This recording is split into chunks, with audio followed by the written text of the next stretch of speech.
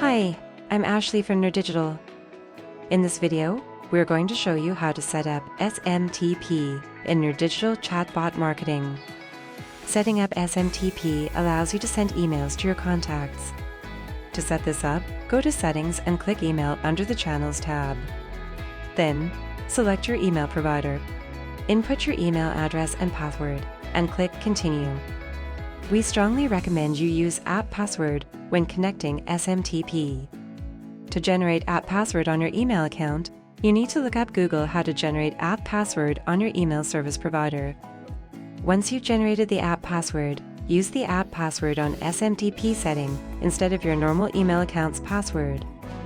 If you're using a custom email such as john@domain.com, you need to input your host and your port number. Once you're done, click on Continue.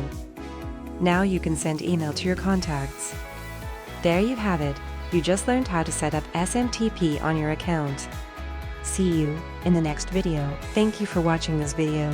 Don't forget to subscribe and make sure to press the bell icon to get notifications when we upload a new video.